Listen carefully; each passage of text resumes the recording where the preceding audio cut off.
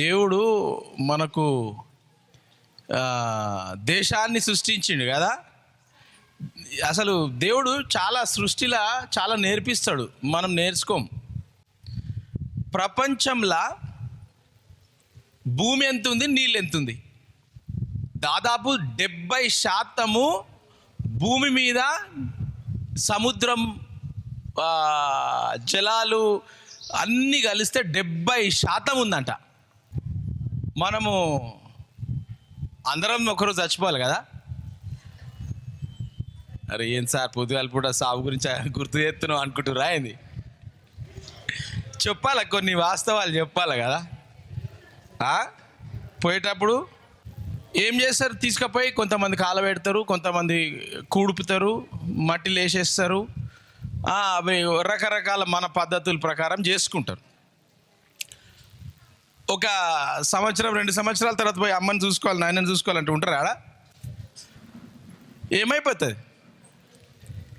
వాక్యం బైబిల్ ఏమంటుందంటే, దేవుడు మానవులను మట్టితో సృజించిండట. మట్టితో సృజించిండు, మట్టిలోనే వెళ్ళిపోవాలా. అర్థమవుతుందా? దేవుడు మనల్ని మట్టితో చేసి ఆ మట్టి, ఈ మట్టిలో ఏమేముంది? బంగారం, వెండి, డైమండ్స్, బొగ్గు అనుకుంటాం. అరే ఏంద్రా ఈ బొగ్గు వస్తుందని. బొగ్గులా ఏమొస్తుంది? డైమండ్ వస్తుంది, వజ్రం. బొగ్గు లోపల వజ్రం. చెట్టు పెడితే చెట్టు ఎట్లా పెరుగుతుంది? నీళ్ళతో పెరగదు, ఓన్లీ నీళ్ళతో పెరగదు. నువ్వు గింజ పెట్టి నీళ్ళు పెడితే పెరుగుతుందా? అది ఒక బాటిల్లో బకెట్లో పెట్టి గింజ పెట్టి నీళ్ళు పెట్టుర్రి ఫుల్గా, అది మేబీ మొలుతుందేమో, ఇట్లా పెద్దగా మొలిచి చచ్చిపోతుంది. అది దానికి ఏం కావాలా? మట్టి కావాలా. మట్టి ఉంటేనే ఆ చెట్టు, మట్టి నీళ్ళు, నీళ్ళు కూడా ఇంపార్టెంట్. మట్టి ఇంకా నీళ్ళు 2 కలిపితే ఆ చెట్టు పెరుగుతుంది. పెరిగి మట్టిలోకి వెళ్ళి అదేం చేస్తుంది? ఏర్లతోని దానికి కావాల్సిన పదార్థాలను గుంజుతూ ఉంటుంది. అందుకే ఆ మామిడి పండు అంత తీయగా ఉంటుంది. ఇప్పుడు అన్నీ ఏదేదో వేస్తుర్రు, అన్నీ కలిపి తొందరగా వచ్చేసేయాలని చెప్పేసి మందు ఈ మందు వేసి ఏదేదో వేస్తుర్రు. ముందు ఏమేస్తుండే మనం? చెట్లకి ఏమేస్తుండే అమ్మా? ఎరువా? ఎరువుకు ఇంకొక మాట ఏంది? పెండ. ఇప్పుడు మనం ఎరువు, పెండ అంటే అయ్యో పెండ నా వద్దా బాబు, ఎరువు అని చెప్పుర్రు అంటారు. ఎరువు ఏంది? పెండనే అది. ఎరువు అంటే పెండ. ముందు కాలంలో ఏడుండే, ఏం లేకుండే, ఉత్త చెట్లు మొత్తం, తోట మొత్తం చెట్లు పెడితే పెద్ద పెద్ద కాయలు వస్తుండే, మామిడి పండ్లు. ఎనివే, భూమిలో ఉన్నటువంటి పదార్థము అది. కాబట్టి మనము ఈ మట్టి ఘట్టం అంటాం కదా. ఈ మట్టి ఘట్టములో దేవుడు చాలా విషయాలు మనకు ప్రకృతిలో చేసినటువంటి విషయాల నుండి దేవుడు నేర్పిస్తూ ఉంటాడు. ఈ చాలామంది ఏమంటారు అంటే, మొన్ననే చెప్పిన మా పిల్లలకు, ఈ కర్ర పుస్తకం అని చెప్పి చాలామంది కలబెడతా ఉంటారు కర్ర పుస్తకాలని. ఎందుకని అంటే, ఏదైతే మంచిది ఉంటుందో కొన్ని శక్తులు దాన్ని ఆటంకపరుస్తూ ఉంటాయి. ఈ కర్ర పుస్తకంలో ఏం లేదు. నేను చెప్పేటి అన్ని కర్ర పుస్తకంలోనే ఉన్నాయి, నాలో ఏం లేదు. భూమి, మట్టి ఘట్టము, బంగారము, వజ్రము, సముద్రము, ఇవన్నీ దాంట్లోకెళ్ళే చెప్తున్నాను నేను. నన్ను ఓడితే కూడా ఆ రక్తం కూడా అదే మాట్లాడుతుంది. ఏమన్నా అర్థం వచ్చిందట నా ఇంటికి. అర్థమైనా? జెనసిస్ 1:1-2. ఆదియందు మనం లేం. ఆదియందు దేవుడు భూమి ఆకాశములను సృష్టించిండు. భూమిని సృష్టించిండు, ఆకాశం సృష్టించిండు. దాని తర్వాత భూమి, ఆకాశము, భూమిలో ఉన్న నీళ్ళు గీళ్ళు అన్ని సృష్టించిండు. ఓకేనా? 7th verse. దేవుడైన యెహోవా యేసు ప్రభు నేల మట్టితో నరుడు, నరపుత్రుడు అంటే ఎవరు? మనిషి. నర అంటే మనిషి, మానవుడు.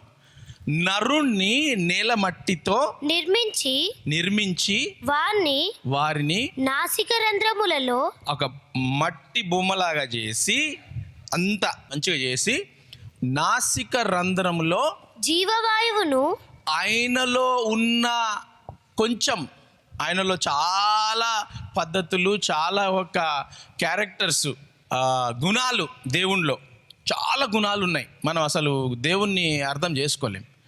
ఎవరైనా దేవుణ్ణి అర్థం చేసుకున్నారా? ఎవరన్నా మీరు అర్థం చేసుకుంటే మీరే దేవుళ్ళు అయిపోతారు, దేవుని కంటే గ్రేట్ అయిపోతారు.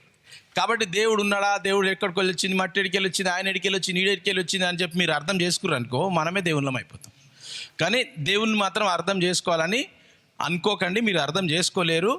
మీరు అట్లా అనుకుంటే పిచ్చోళ్ళు అయిపోతారు, లేదంటే దేవుడే లీడర్ అబ్బాయి అంటారు, ఆడికొస్తారు. సో అది వదిలేసేయండి. దేవుడు ఫస్ట్ వచ్చిందా, ఇది వచ్చిందా, అది వచ్చిందా, గుడ్డు ఫస్ట్ వచ్చిందా, మళ్ళీ కోడి ఫస్ట్ వచ్చిందా, గవన్నీ మనకు ప్రశ్నలు వద్దు. దేవుడు ఉన్నాడు అని నమ్మి ఆశీర్వాదాలు దేవుని తీసుకుంటే మనం చచ్చినాక ఉన్నాడా లేదా తెలుస్తుంది. నాసిక రంధ్రంలో ఊపి జీవవాయు ఊదగా నరుడు జీవాత్మ ఆయను. జీవము ఆత్మ. దేవునిలో చాలా గుణాలు ఉన్నాయన్న కదా, ఆ గుణంలో ఆయన జీవము, ఆయన ఆత్మను మట్టితో చేసిన మనిషిని ఆయన నాసిక రంధ్రంలో ఊపితే ఆయన జీవము ఆత్మ అయ్యేను. ఓకేనా? దేవుడు ఈ మట్టి ఘట్టంలో చేసి మిమ్మల్ని సృష్టించి పెట్టి ఏమన్నాడంటే, బాబు ఈ లోకంలో నీళ్ళు ఎన్ని ఉన్నాయి అన్నారు? 75% నీళ్ళు ఉన్నాయి కదా. మీరు పూడ్చిపెట్టినాక 3 రోజులు 4 రోజులల్లా మీ శరీరంలో ఉన్న నీళ్ళు 75% మీ శరీరంలో నీళ్ళు ఉన్నాయి. మీరు అనుకుంటారేమో, అరే తొడకూర ఉన్నది, ఆ సినక గోషే అనుకుంటారు మీరు. తలకాయ కూర ఇంత బారుందిరా, 10 కిలోలు ఉంది తలకాయ, ఆయన తలకాయ కూర అనుకుంటుర్రేమో. కానీ నీ శరీరంలో 75% నీళ్ళే ఉన్నాయి. అది ఆ నీళ్ళు మెదడు పనిచేస్తుందంటే, నీ మెదడులో నీళ్లు లేకపోతే పనిచేయదు. సార్ ఏం సార్, నా ఛాతీలో రక్తం ఉంది కదా అని మీరు హాస్పిటల్ పోతే చూసిర్రా, తెల్లగా వస్తుంది ఒకటి, తీస్తారు, ఇట్లా తీస్తారు కదా. ఆ రక్తం కూడా ఎట్లా అయింది? నీళ్ళతోనే అయింది. చాలామంది అన్నం తినకుండా ఓన్లీ నీళ్ళు తాగి బతుకుతారు చాలామంది. ఒక ఆమె నార్త్లో ఉండే, ఇప్పటి కూడా బతుకున్నది ఆమె ఎమ్మెల్యేగా ఎంపీఓ పోటీ చేసింది. 15 సంవత్సరాలు ఆమె నీళ్ళ మీదనే ఉన్నది. ఎందుకంటే వాళ్ళ భర్తకు ఏదో ప్రాబ్లం అయిందని చెప్పి చంపేసారు వాళ్ళ భర్తను. ఆమె నిరాహార దీక్ష చేసింది. నిరాహార దీక్ష చేస్తే డాక్టర్లు ఏమన్నారంటే, నేను నిరాహార చేస్తే చచ్చిపోతావు అని చెప్పేసి ఆమె గ్లూకోజ్లు పెట్టిరు. ఎప్పుడు 15 సంవత్సరాలు గ్లూకోజ్ మీదనే బతికింది ఆమె. గ్లూకోజ్ అంటే ఏంది? చక్కెర నీళ్ళు. దాంట్లో కొన్ని విటమిన్లు వేస్తారు. విటమిన్లు వేస్తే అది కొంచెం బలం అవుతుంది, శక్తి అవుతుంది. మన జీవితంలో 75% దేవుడు సృష్టించినప్పుడు, బాబు ఇగో నీ బాడీ, నీ శరీరము, దాంట్లో 75% నీళ్ళు లేకపోతే నువ్వు ఎండదెబ్బ వచ్చేస్తుంది నీకు, లేదంటే ఏదో రోగం వచ్చేస్తుంది. కిడ్నీలలో రాళ్ళు వచ్చేస్తాయి. ఎందుకు కిడ్నీలు రాళ్ళు ఎందుకు వస్తాయి? నీళ్ళు తాగుతలేవు. మన బాడీలో 75% దేవుడు సృష్టించిండు. మనం రోగాలు తెచ్చుకుంటున్నాము, మనకు సొంతంగా మనమే రోగాలు తెచ్చుకుంటున్నాం. నాకు దేవుడు ఎందుకు ఇట్లా శాపం పెట్టిండు, దేవుడు ఎందుకు ఇట్లా చేసిండు అంటే, మీ 70% ప్రాబ్లమ్స్ నీళ్ళు లేకుండానే ప్రాబ్లమ్స్ మీకు. నేను చాలా మీకు చెప్తున్నా, షుగర్ కోసం, దీనికోసం, దానికోసం, అవిట్ల కోసము. మీరు ఈ రోజు నుంచి పెద్దోళ్ళు ఒక 5 లీటర్లు 6 లీటర్ల నీళ్లు తాగడం స్టార్ట్ చేయండి.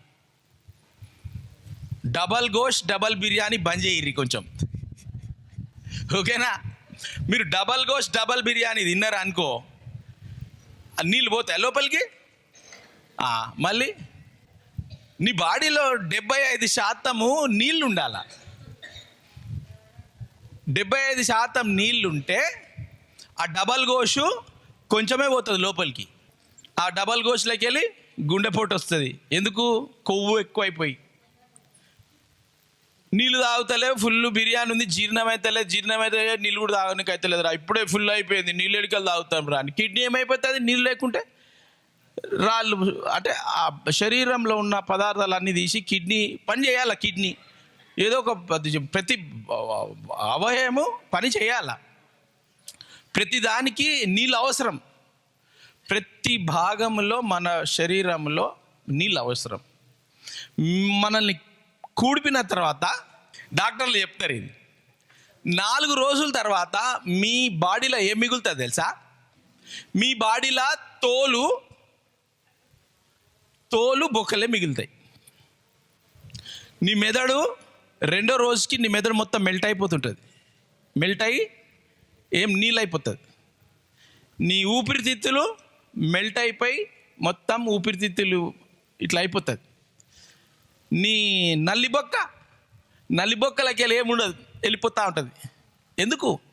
ఎందుకంటే నీ శరీరము దేవుడు 75% నీళ్ళతో సంబంధమై ఉంది.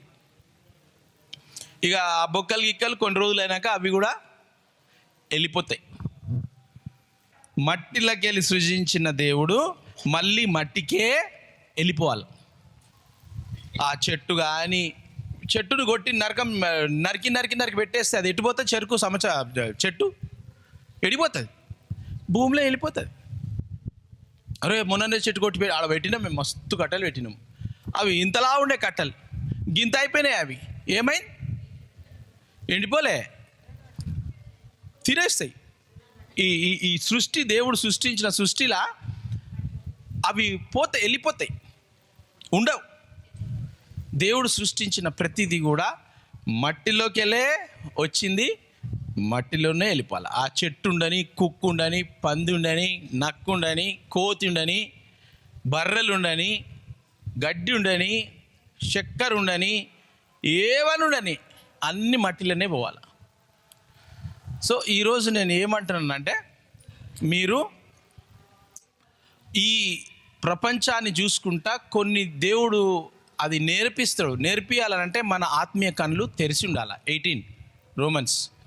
దేవుని కుమారుల ప్రత్యక్షత కొరకు దేవుని కుమారుల ప్రత్యక్షత కొరకు సృష్టి అంతా మిగుల ఆశతో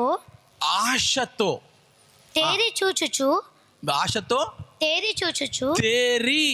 సృష్టి చూస్తుందట. అగో ఆ చెట్టు, అమ్మ చూస్తురా, అగో నిన్నే చూస్తుంది ఆ చెట్టు. సృష్టి చెట్టు కనిపిస్తలేదా? అరే ఆ రాయి చూస్తుంది, నిన్నే చూస్తుంది. అది కూడా సృష్టియే కదా. సృష్టిలో ఉన్న ప్రతి భాగము తేరి చూస్తుందట. దేనికోసం చూస్తుంది? దేవుని కుమారులు ప్రత్యక్షత కావాలంట. మనం ఉన్నాం కూర్చొని, రోజు తింటున్నాం, మందులు వేసుకుంటున్నాం, అన్నీ చేసుకుంటున్నాం. కానీ దేవుడు ఏమంటున్నాడంటే ఈ సృష్టికి చెప్పిండట. ఈ సృష్టికి ఏం చెప్పిండు? నా కుమారులు, నా కుమార్తెలు ఉన్నారు, వాళ్ళు ప్రత్యక్షత కావాలా, నా లెక్క వాళ్ళు కావాలా, ఎదురు చూడండి అని అంటుండట. ఎందుకనంటే శాపం ఉంది ఈ భూమి మీద. మానవుడు చేసిన ఆదాము అవ్వ అప్పుడు ఆది అందు పాపం చేసిన పాపమే ఇంకా జరుగుతూ ఉంది. ఎందుకు? ఆ దేవాది దేవుడు రావాల్సి వచ్చింది. ఆ పాపం, ఆదాము పాపం చేసిండు కాబట్టి ఆ దేవాది దేవుడు వచ్చి ఆ పరిశుద్ధమైన ఆ నాసిక రంధ్రంలో ఎప్పుడైతే ఊదిండు కదా, ఆ నాసిక రంధ్రంలో దేవుని ఊపిరి, దేవుని రక్తం ఊది ఆయన పరిశుద్ధులుగా చేసినప్పుడు ఆ మానవుడు పోయి ఆ చెయ్యొద్దు అన్న పనిని చేసి, నువ్వు చేస్తే నీ యొక్క ప్రత్యక్షత పోతుంది బాబు అన్నాడు. నువ్వు చచ్చిపోతావు అని అన్నాడు. చచ్చిపోతావు అని అన్న తర్వాత ఈ సాతానుడు ఏం చేసిందంటే వాళ్ళను శోధించి వాళ్ళను తప్పు చెయ్యొద్దు, దేవుడు ఇది చెయ్యొద్దు అంటే చేపించిండు. చేసిన తర్వాత వాళ్ళు చచ్చిపోయినరా? అరే నేను తిన్నా కదా, అవ్వ ఆదాం భార్య, నేను తిన్నా కదా, నేను చచ్చిపోలే. అరే దేవుడు చెప్పిండు చచ్చిపోతామని, చచ్చిపోలే.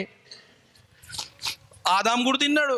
అరే అవును కదా, చచ్చిపోలే కదా, దేవుడు అన్నాడు చచ్చిపోతాడు అన్నాడు. ఎక్కడ చచ్చిపోయారు వాళ్ళు? అది దేవుని కుమారుల ప్రత్యక్షత కోసము సృష్టి చూస్తుందంట. ఆదాము అవ్వ పాపం చేసినప్పుడు ఏం కొనిపోయినరు వాళ్ళు, ఏ పొడగొట్టుకున్నారు? ఆయన ప్రత్యక్షత. దేవుణ్ణి చూడాలంటే ప్రత్యక్షత ఉండాల. ఆ ప్రత్యక్షతలో వాళ్ళు ఉన్నారు ముందు. ఎప్పుడైతే పాపం చేసినరో ఆ ప్రత్యక్షత వెళ్ళిపోయి, అరే ఏంది మేము ఇట్లున్నాం. ముందు దేవుని మహిమలో ఉండే వాళ్ళు పాపం చేసినప్పుడు ఆ పాప జీవితం, అరే ఏంట్రా మేము ఇట్లా అయిపోయినాం, ఏంటి మా ఇది శరీరమా? వాళ్ళకు ముందు శరీరం ఉందని తెలియదు, ఎందుకంటే దేవుని మహిమలో ఉన్నారు వాళ్ళు. శరీరం ఉందని తెలియదు, పాపం చేయగానే శరీరం అరే ఏంది అని చెప్పి వాళ్ళు ఆకులు గీకులు తీసుకొని కప్పుకున్నారు. ఆ ప్రత్యక్షత అనేది కోల్పోయినరు.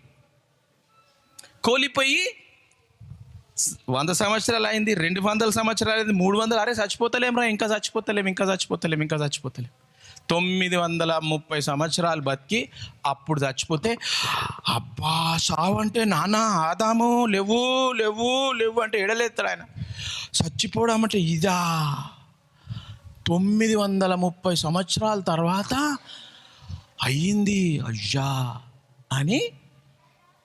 అప్పుడు దేవుడు ఏమంటున్నాడంటే, ఇది జరిగింది, మీరు కూడా మరి అప్రత్యక్షత కోసము మీరు వేచి ఉండి చూస్తే. దేవుని కుమారుల ప్రత్యక్షత కొరకు సృష్టి మిగుల ఆశతో. సో సృష్టి అంతా దేనికోసం వెయిటింగ్ చేస్తుంది? మన కోసం వెయిటింగ్ చేస్తుంది. మన ప్రత్యక్షత ఏంది? మనం కూడా దేవుని పిల్లలు, దేవుని కుమారులు, కుమార్తెలుగా కావాలని మన ప్రత్యక్షత కోసం మనకు వేచి ఉన్నది. దాని తర్వాత మిగుల ఆశతో తేరి చూచుచు కనిపెట్టుచున్నది. ఏలైనగా సృష్టి నాశనములకు లోనైన దాస్యములో నుండి. ఎందుకనంటే వాళ్ళు చేసిన పాపము సృష్టి అంతా నాశనం అయిపోయింది. ఇప్పుడు సృష్టిలో కుక్కలు, నక్కలు, మేకలు, గిక్కలు అవన్నీ తేరి ఎదురు చూస్తున్నాయి. ఏంద్రాబాయ్ ఈ కష్టం మాకు, ఏంది ఎప్పుడు ఎంత ఎండ కొడుతుంది. ముందు ఎండ తాకకపోతుండే, ఎందుకంటే మీరు దేవుని ప్రత్యక్షత, దేవుని మహిమలో ఉండే కాబట్టి. దేవుని మహిమలో ఉన్నప్పుడు రోగం ఉండదు, ఎండ ఉండదు, గాలి ఉండదు, తుఫాన్ ఉండదు, వర్షం ఉండదు, ఆకలి ఉండదు, ఏముండదు ఎప్పుడైతే దేవుని మహిమలో ఉంటామో. కాబట్టి దేవుడు మీకు ఈరోజు ఏమంటున్నాడంటే, మీ జీవితాలలో దేవుడు సృష్టించిన సృష్టిలో మీకు ఆరోగ్యంగా, బలంగా, శక్తిగా మీరు ఉండాలి అని అంటే, ఒక దేవునిలో గుణాలు, ఆ గుణాలను ఈ సృష్టి వచ్చింది, సముద్రాలు వచ్చింది, ఆ గుణము మీలో ఉండాల.